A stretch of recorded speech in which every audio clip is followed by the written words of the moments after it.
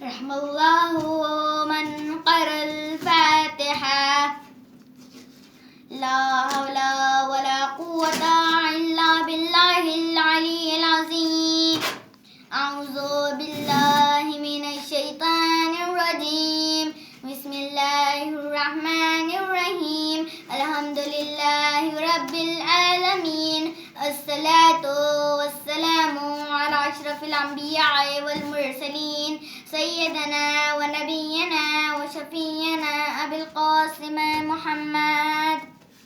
قال رسول اللہ صلی اللہ علیہ وآلہ وسلم علی مع القرآن والقرآن مع العلی. قرآن علی کے ساتھ ہے اور علی قرآن کے ساتھ ہے. جس طرح سے علی مشکل کشا ہر مشکل کو آسان کر دیتے ہیں، اسی طرح سے اللہ کی کتاب قرآن کو پڑھنے سے اللہ ہماری ہر مشکل کو آسان کر دیتا ہے. اس لیے کہ قرآن اور علی ایک ساتھ ہیں. نہ علی کو قرآن سے جدا کیا جا سکتا ہے، نہ قرآن کو علی سے، اس لیے کہ علی ہی قرآن کے صحیح وارث ہیں.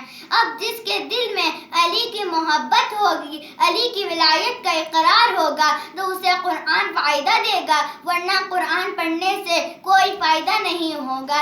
یاد رکھیے، بغیر علی کی محبت کے نہ نماز فائدہ دے گی، نہ قرآن فائدہ دے گا، اور نہ ہی کوئی اور عمل. صلوات پڑھ دیجیے بر محمد وعلی محمد. ایک مرتبہ جناب سلمان اور امام علی کہیں جا رہے تھے تو کیا دیکھتے ہیں، ایک شخص اتنی اچھی آواز میں قرآن کی تلاوت کر رہا تھا تو جناب سلمان وہیں پر کھڑے ہو جاتے ہیں اور اس شخص کو دعائیں دینے لگتے ہیں. مولا علی فرماتے ہیں کوئی فائدہ نہیں سلمان، واپس آ جاؤ. تو جناب سلمان سوچنے لگتے ہیں کہ اتنا اچھا قاری قرآن ہے اور مولا فرما رہے ہیں کوئی فائدہ نہیں، واپس آ جاؤ. پھر جناب مولا کہتے ہیں سلمان پریشان مت ہو، جا کر اس شخص سے پوچھو کیا تم علی کو جانتے ہو، کیا تمہارے دل میں علی کی محبت ہے. تو وہ شخص جناب سلمان اس شخص کے پاس جاتے ہیں اور اس شخص سے پوچھتے ہیں کیا تم علی کو جانتے ہو. وہ شخص کہتا ہے ہاں بالکل جانتا ہوں، ان میں تھوڑی نہ کوئی کمال ہے، جیسے ہم لوگ ہیں ویسے وہ ہیں. تو ایک مرتبہ جناب سلمان مسکراتے ہوئے امام علی کے پاس جاتے ہیں اور کہتے ہیں مولا میں سمجھ گیا کہ اسے قرآن فائدہ کیوں نہیں دے گا. تو اب پتہ چلا انسان پوری زندگی بغیر علی کے محبت کے پوری قرآن پڑھ ڈالے لیکن اسے کوئی بھی فائدہ نہیں ہوگا. لیکن اگر علی کی محبت دل میں رکھ کر 3 مرتبہ سورہ توحید کی تلاوت کر دے تو اسے پورا کا پورا قرآن کا ثواب مل جائے گا. صلوات پڑھ دیجیے بر محمد وعلی محمد. قرآن دعا کی قبولیت کا سبب ہے، تو مولا علی نے بھی ایک دعا مانگی کہ مجھے ایک ایسا بیٹا عطا فرما جو کربلا میں میرے حسین کے کام آ سکے. تو بیبیوں آپ لوگ جانتی ہیں وہ بیٹا کون ہے؟ جناب عباس، جو مولا علی کی تمنا کا نام تھا. بس بیبیوں جب خیموں میں پانی ختم ہو جاتا ہے تو جناب عباس امام حسین کے پاس جاتے ہیں اور کہتے ہیں اے مولا مجھے جنگ پہ جانے کی اجازت دے دیجیے. تو امام حسین کہتے ہیں میں تمہیں جنگ پہ جانے کی اجازت کیسے دے سکتا ہوں، تم تو میرے لشکر کے علمدار ہو. یہ سنتے ہی جناب عباس کی آنکھوں میں آنسو آنے لگتا ہے اور کہتے ہیں وہ لشکر ہی کہاں رہا جس کا میں علمدار تھا. امام حسین کہتے ہیں کہ بچوں کے لیے پانی کا انتظام کرنے کو کہتے ہیں اور جنگ پہ جانے کی اجازت تو نہیں دیتے.